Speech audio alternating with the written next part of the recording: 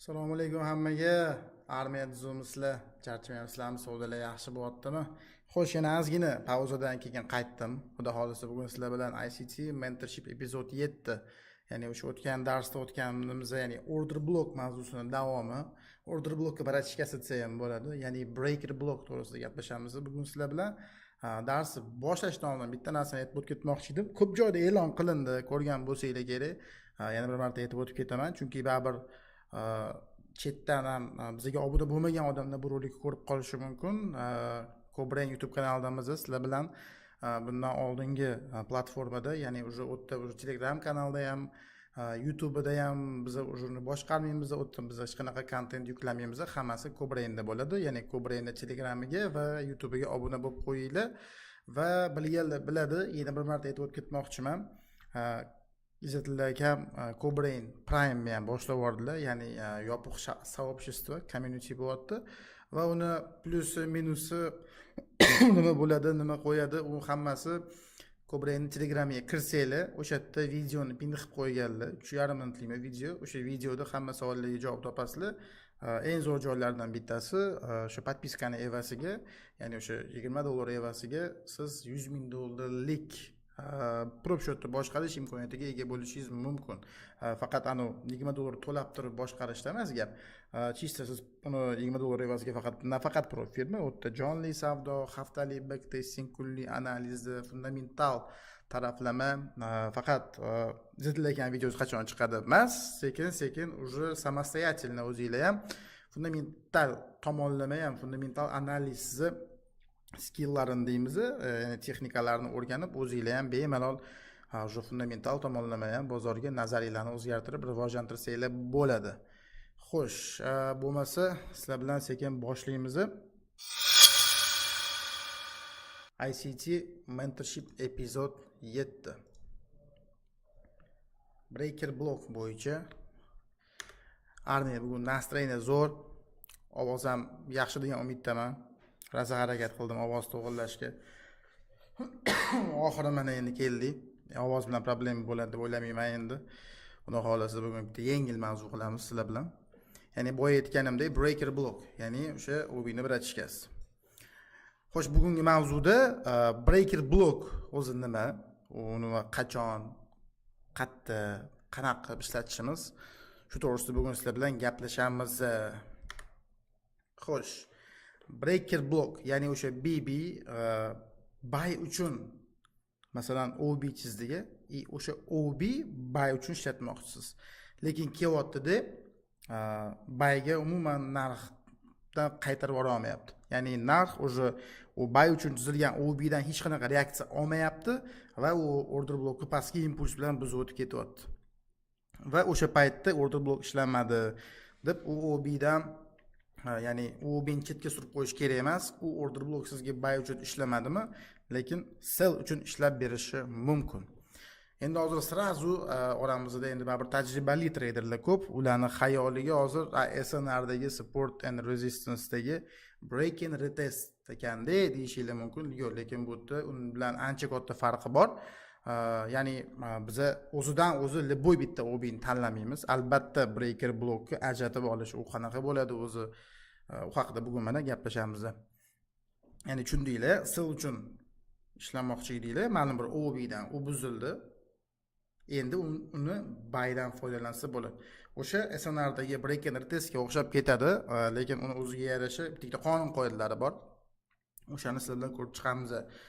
Xo'sh, breaker block bozorda afsuski har kuni uchramaydi. Ya'ni breaker block deganda siz aytishingiz mumkin, OB har kuni bor-u, demak u buzilgandan keyin breakerga aylanib qoladi deyishingiz mumkin, lekin yo'q. Biz breaker blockni unaqa har bitta order blokni buzilishdan ishlab olmaymiz. Breaker blokni men sizlarga model sifatida ishlatishni o'rgataman. Ya'ni bir dona OB-da to'g'ri bitta svechani o'zi bilan o'sha zahot qilsa bo'ladi. Lekin breaker blokda o'sha OB buzildimi, demak teskari tarafga ishlatar ekanmiz deb srazu ishlashga shoshilmaylar, chunki breaker blokdan ishlash o'ziga yarasha qonun qoidalari bor. Hozir hammasini bitta-bitta sizlar bilan ko'rib chiqamiz. Shoshmaymiz o'rtoqlar. Xo'sh, mana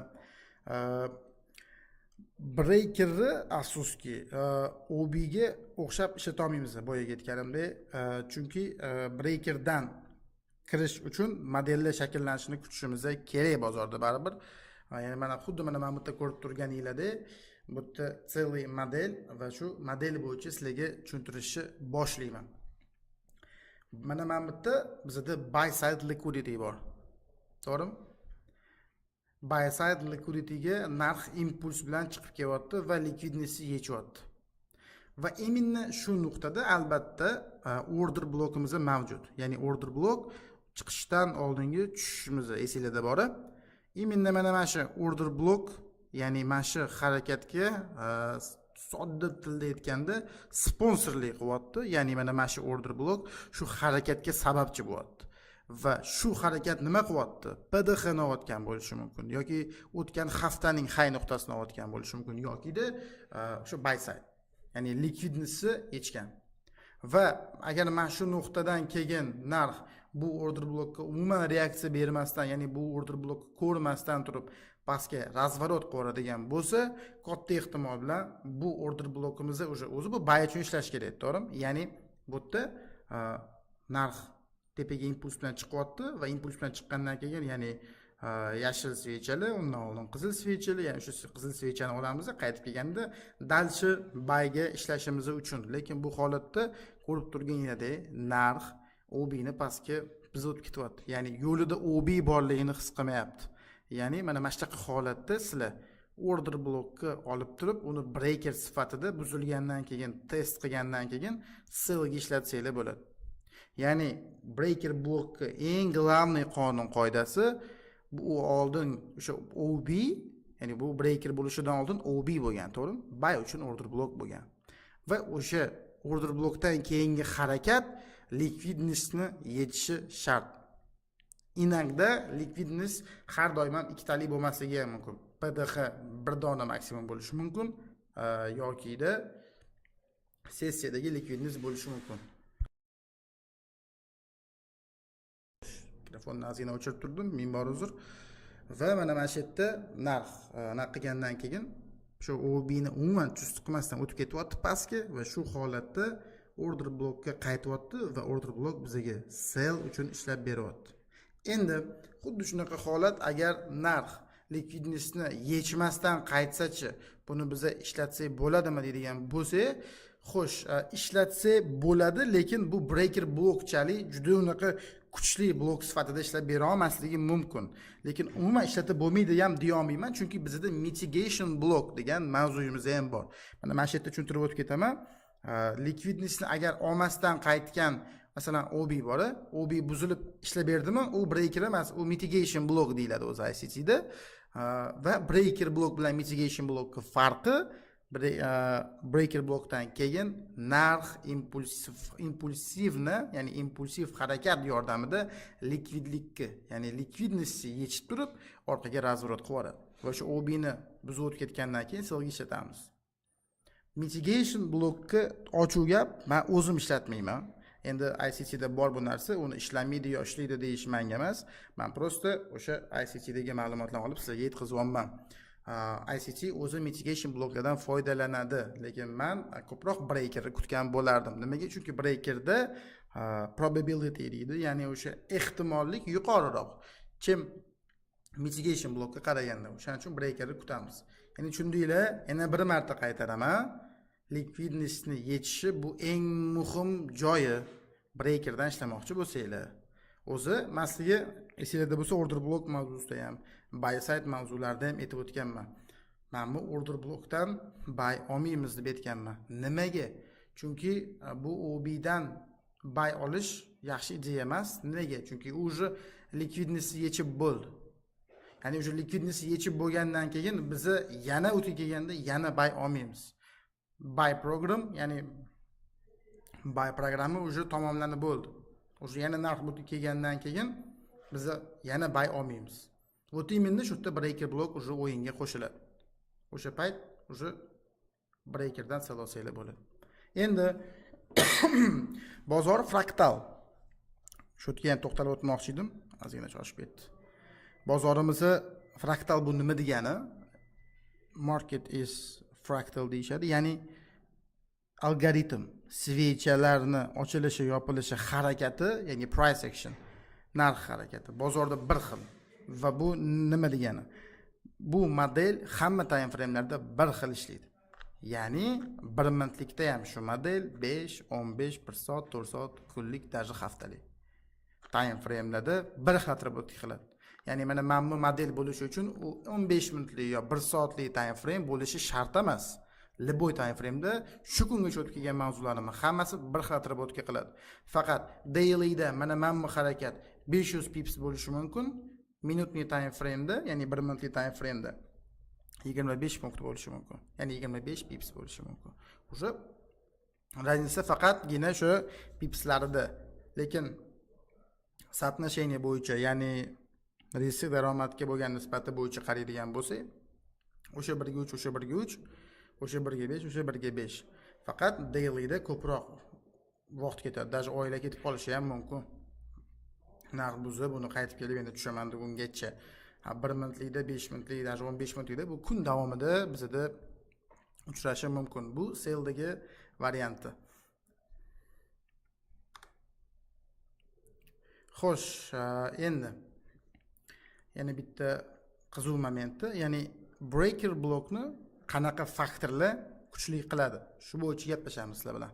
E'tiborimizni qaratishimiz kerak bo'lgan 4 ta faktor bor breaker blokda. Birinchisi, o'zi u birinchi boya tushuntirganimdek order blok ko'rinishida bo'ladi. Ya'ni OB yasaladi va impulsivni narx pastga tushib turib, likvidnessni oladi. Sell side'da oladi, to'g'rimi?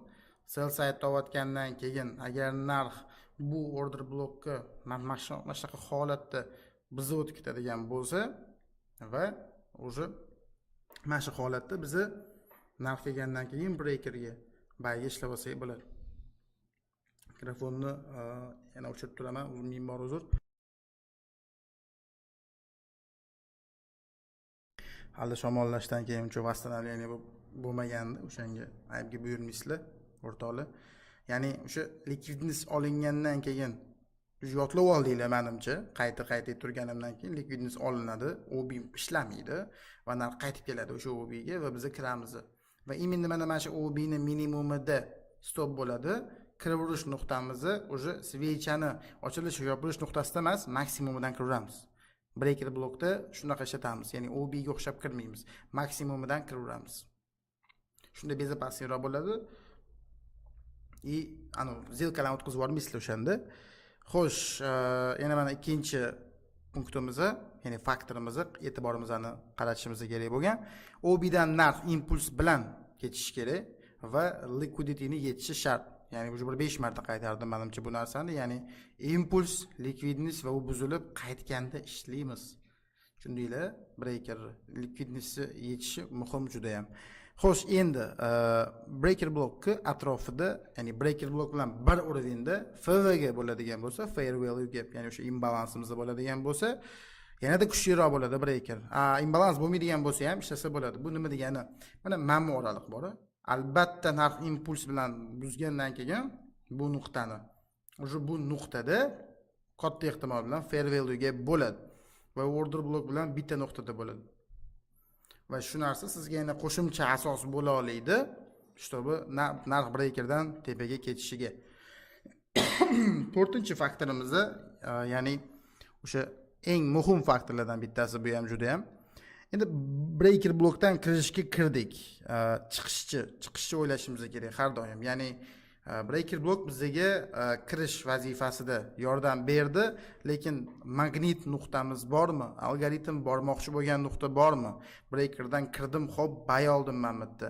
Lekin algoritm tepaga yurishi uchun sabab bormi? Breaker o'zi va likvidnessni o'zini yechgani ham bir kattaroq sabab, breakerdan ham kattaroq.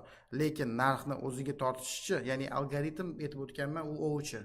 Va shunaqa likvidlik yig'ilib qolgan nuqtalarni ov qiladi. O'zingizga o'zingiz savol bering, siz bay oldingizmi? Ya'ni narx bay ketyaptimi? Borishiga o'zi sabab bormi, rezon bormi u yerda? Rezon bo'lmaydigan bo'lsa, u kamaytiradi bu setapni ishlash ehtimollik darajasini, ya'ni foizini ancha kamaytirib yuboradi. хотя бы pdx bo'lishi kerak. O'tgan kunning high nuqtasi bo'lishi kerak. Или kichkinaroq хотя бы buy side bo'lsa ham London sessiyasini high bo'lishi kerak. Ya'ni o'ziga tortadigan nuqta bo'lishi shart. Bo'lmasa sal qiyin bo'ladi ishlash. Ya'ni breaker blokka 4 ta biza e'tibor berishimiz kerak bo'lgan faktorlari mana shulardan iborat. O'zi breaker blokimizda unaqa katta mavzu emas, ya'ni order blokka o'xshab. Chunki bu как бы model sifatida ishlatilyapti. Baribir bitta svechani, masalan, bozorda order blokimizda bozorda bir kunda 10 talab, 15 talab bor-da. O ko'p bozorda, masalan, minutni aytyapman, time frame'dan sakraganda o'shalarni ham hisobini olib aytyapman, lekin breaker blokimizni bozorda har kuni ham uchiravermaydi.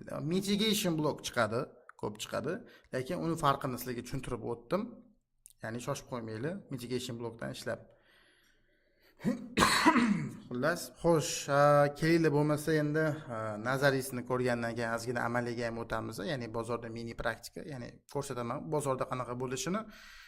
Xo'sh, 15 minutli yo 30 minutli time frame adashmasam aniq eslolmadim, lekin bu kun biz ya'ni bu kun bizga previous day high, ya'ni pdx bo'lib ishlab beryotdi, ya'ni kechagi kunning maksimumi o'sha yangi kun uchun bu buy side liquidity nuqtasi edi va narx tepaga kompressiya ko'rinishida kelyotdi, ya'ni trend line liquidity mavzusi, 3-mavzu esingizda bo'lsa. Endi momentga e'tibor beringlar, ya'ni narx impuls bilan buy side yechyapti. Va именно shu nuqtada bizda nima bor edi? Order block bor. Narx OB ga kelyapti va OB dan deyarli yaxshi reaksiya olmayapti. Tamam, tazgina reaksiya bo'lgan deyishinglar mumkin. Inaqda reaksiya ham bo'lishi mumkin. U biz reaksiya bo'ladi degan narsa ham yo'q aslida, lekin baribir xuddi uni yo'qda bizib o'tib ketyapti uni. Ya'ni o'zi breaker so'zini ma'nosi ham ingliz tilidan buzilgan yo buzuvchi, to'g'rirog'i buzuvchi yoki inaqda buzilgan deb ishlatsa ham bo'ladi. Va imni OB'imizni buzilyapti. Va bu OB'dan biz srazu umid tuzishimiz kerak emas. Chunki nimaga? Imminni mana shu order blok bizga kelgan уже sell uchun ishlab beryapti. Bu o'zi buy uchun ishlash kerak. To'g'rimi? Nimaga? Chunki undan impulslar bor, trend tepaga ketyapti, qaytyapti va sizlar buy qilib tagiga stop bilan ishlasanglar bo'lardi. Lekin bu уже breakerga aylanyapti. Ko'rmayapti. Va boya 3-faktorlarda aytib o'tdim. Breaker bilan mana bu yerda nima bor? Fair value gap. Ya'ni FVG breaker bilan bir nuqtaga to'g'ri kelib qolyapti. Va narx ham FVG ni to'ldirib, ham breakerga test qilib, yana impulsini srazu kelgan, srazu ketgan. Shu bilan pastga tushib ketyapti. Va mana bu yerda yana imbalans ozgina to'ldirib, yana yo'nalishda davom etib ketyapti. Ya'ni ko'ryapsizlar, birinchi punktimizni biz yaxshi likvidlik yig'ilib qolgan nuqtani aniqlab olishimiz kerak va narx uni yechgandan keyin order blokni buzilishini poylab turasizlar baribir. Chunki nimaga? Biz bu order blokdan hech qanaqasiga foydalana olmaymiz. Agar bu order blok narxi tepaga ushab qolib, olib chiqib ketadigan bo'lsa ham hech qisi yo'q. Lekin trading planga amal qilgan holda bizning trading plan nima deydi? Narx buy side olib bo'ldimi, uni yana buy side-ga, ya'ni tepaga haydash kerak emas. Nima? Biz hujumchimiz.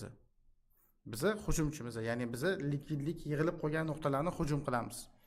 Va agar razvorot tashlaydigan bo'lsak, har doim aytganman, uni ham o'ziga yarasha taktikalari bor. Va ulardan bittasi breaker. Breaker juda zo'r model. Почти hech sharmanda qilmaydi, lekin kam uchraydi. Juda ham kam uchraydi. Buni 1 minutli, 5 minutli, 30 minutli time frame da ham uchratsanglar bo'ladi. Va shu nuqtada tushundinglar nima demoqchi bo'lganim? FVG breaker buy side impulsni olyapti. Mana bu yerda kompressiya bor va narx test qilyapti breakerni, imbalans to'ldirib turib, yana yo'nalishda davom etib ketyapti. Juda chiroyli model. Haqiqatan juda chiroyli model. Lekin afsuski, kattaroq time frame da sal kamroq ko'ramiz bu modelni. Order blokka qaraganda, lekin вообще yo'q, ya'ni uchramaydigan, unaqa noyob narsa emas. Ko'zinglarni o'rgatib olsanglar, o'zi keyin bemalol aniqlaydigan bo'lib qolasizlar. Xo'sh, keyingi misolimizni ko'ramiz. Sizlar bilan bu yerda ham xuddi shunaqa misol, ya'ni buy side liquidity, previous day high, time frame sal kattaroq, ya'ni o'sha 15 minut 30 minut bo'la 1 minutli time frame da emas va narx o'sha impuls bilan yechyapti buy side-ni. Buy side yechgandan keyin o'zidan order blokni tashlab ketyapti. Ya'ni order block ko'plar uchun, ya'ni o'sha smart money concepts bor, supply and demand ishlaydigan bo'ladi. Ya'ni boss, joke, fliplar bilan ishlashadi-yu. Ular uchun bu buy zona bo'lib qolaveradi. Chunki men uchun ham bu qachonlardir buy zona bo'lgan. Nimaga? Chunki bu buy side emas, bu boss bo'ladi. Ya'ni break of structure, ya'ni struktura yangilandi, endi u tepaga davom etib ketirish kerak degan logika bor-da, baribir. Shunaqa logika bor. Va lekin biz uchun bu buy side'lik o'tay nuqtasi. Endi mana shu yerda men o'zi bilasizlar, darsim davomida ham o'sha YouTube'da, ya'ni Instagram'da ham, Telegram'da ham iloji boricha savollarni ochiq qoldirmayman, ya'ni savollarga javob berib ketaman. Bir paytlar meni o'zimda bo'lgan shu savol va po-любому oranglarda bu savol bo'ladi, shunga sразу javob berib ketaman. Nima har doim ham olib qaytavermaydi-ku, to'ppa-to'g'ri har doim ham olib qaytavermaydi. Men ham bu yerda har doim olib qaytadi demoqchi emasman. Inakda haqiqatan bo'z bo'lib turib, mana bu OBga kelib narx ketaveradi. Lekin biz o'sha baydan foydalanmaymiz uni. Keyingi kunni kutib turib, keyingi kunni shu likvidnost yig'ilib qolgan nuqtasiga hujumini kutamiz. Ya'ni albatta mana masalan dollar indeksi. Dollar indeksi nechta buy side'da yechdi? Dalish ketyapti tepaga. Nimaga? Chunki katta time frame'da o'zini borar joyi bor. O'sha joygacha u ketyapti. Har bitta buy side'dan qaytayotgani yo'q. O'zi buy side va sell side mavzulari bo'yicha ham hali undan qutuldik deb o'ylamanglar.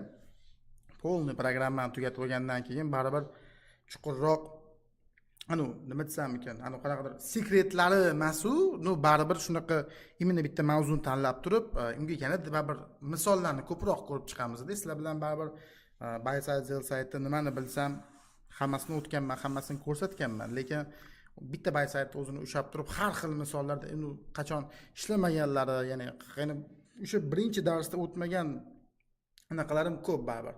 Ya'ni o'sha 40 minut ichiga buy side sig'ib ketishi ham o'zi qiyin bo'ladi. Основной joylarini aytganman. O'sha qolib ketgan joylari haqida baribir bo'ladi. O'sha paytda bu narsalar haqida ham to'liqroq gaplashamiz. Breakerga qaytadigan bo'lsak, OB impuls buzilyapti. Va imенно oblast qilib olinyapti. Bu safar nimaga ikkitasidan olyapman? Chunki aytib o'tib ketganman.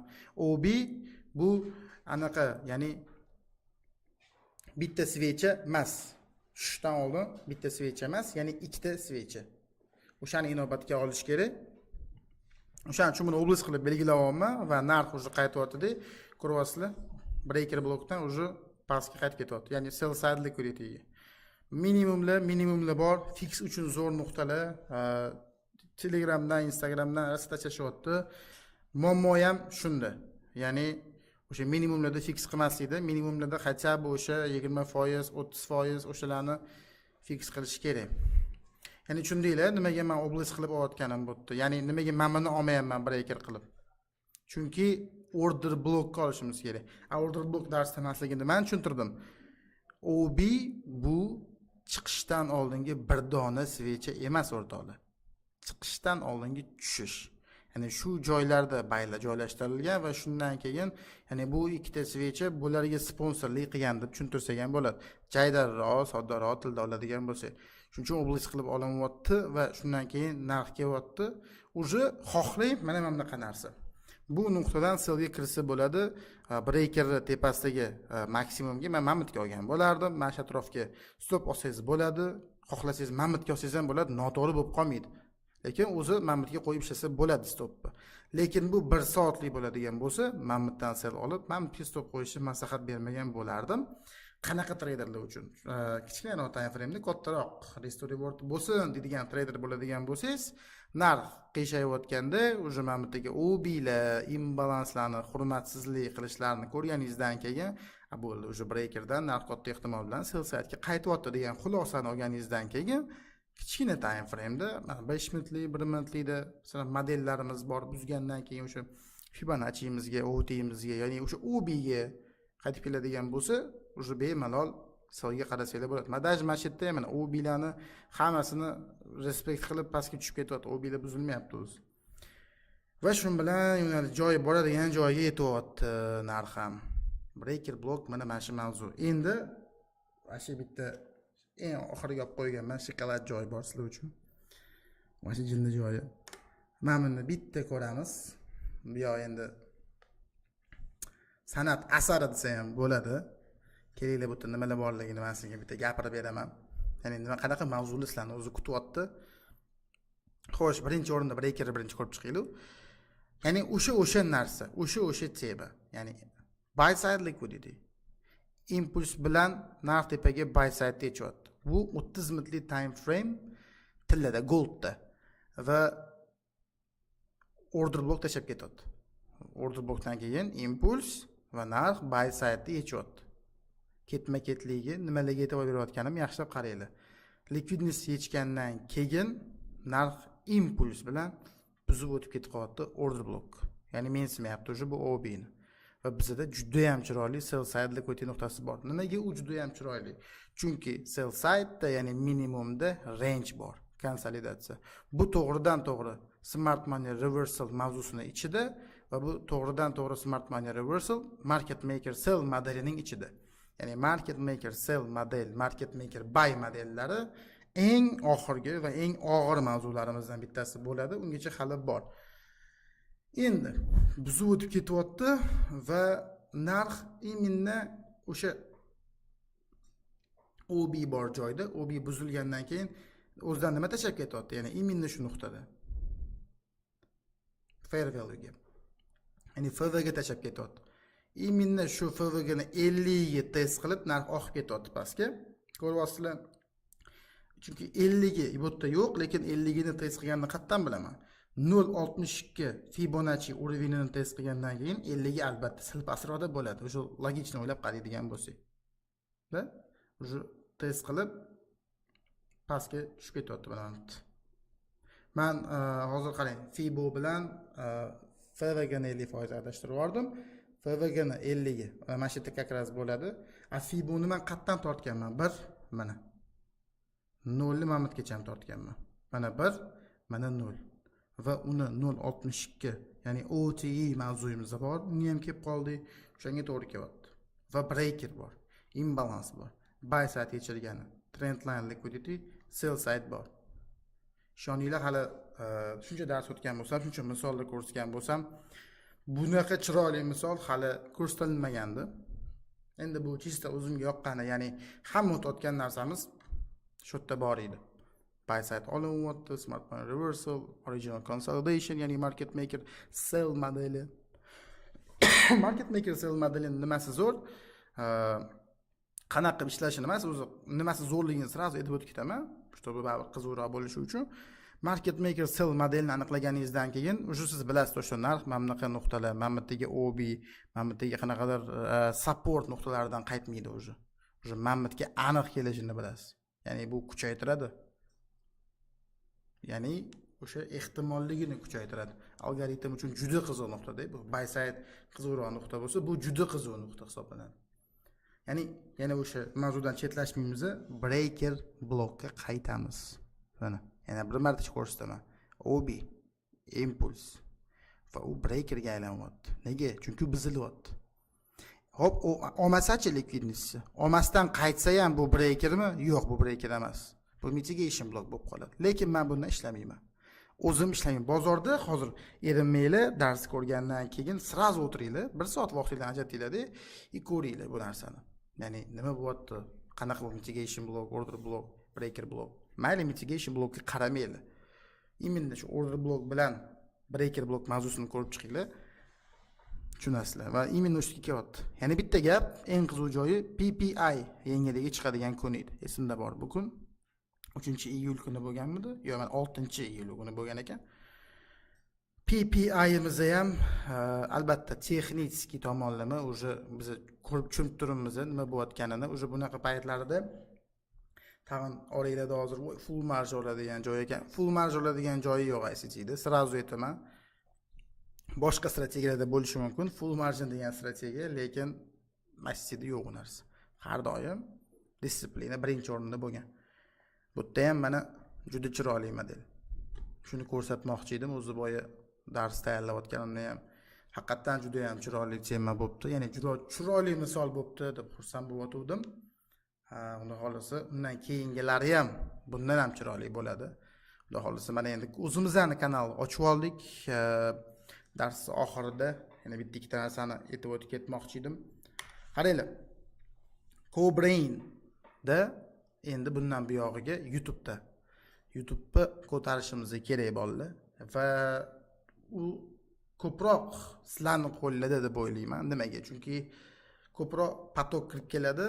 Qachonki ko'proq obuna bo'lsanglar, kommentariy, layklarni ayamasanglar, ko'proq patok kirib keladi. Ko'proq patok kirib kelgandan keyin bizga ham yanada interesno, kачествоni ko'tararmiz, kontentni ko'paytirarmiz. Bu bizga ham как бы motivatsiya. O'zingizlar bilasizlar, YouTube'dan nima desam ekan, moliyaviy manfaat YouTube'dan почти что o'tsa ham bo'ladi. O'shaning uchun хотя бы qanaqadir manfaat bo'lsin va u kommentariy ko'rinishida layklar, prosmotrlar, videolar to'pdan tushmasin. Shu narsani biz xohlayapmiz va shunga yarasha harakat qilyapmiz qo'ldan kelgungacha, qodir qilgungacha. Bu yog'iga endi podдержка qilib yuborsanglar, xudo xolasa shu kanalni ham eski kanalga o'xshab undan 10 barobar ko'proq qiladigan bo'lsa, materiallar to'xtamaydi. Zo'r bo'ladi bundan buyog'iga. Hammaga e'tiboringiz uchun kattakon rahmat. Qimmatli vaqtingizni ayamasdan shu darsni ko'raman deb kirganlarga va texnik analizda hali ham ishlab yurgan o'rtog'inglarga videoni linkini olib tashab qo'ysanglar ham ancha manfaatli bo'ladi bu rolik. Juda ko'p yangi narsalar o'zlari uchun topadilar baribir. Sizlar bilan Shehroz va Co-Brain e'tiboringiz uchun rahmat. Hammaga omad o'rtoqlar.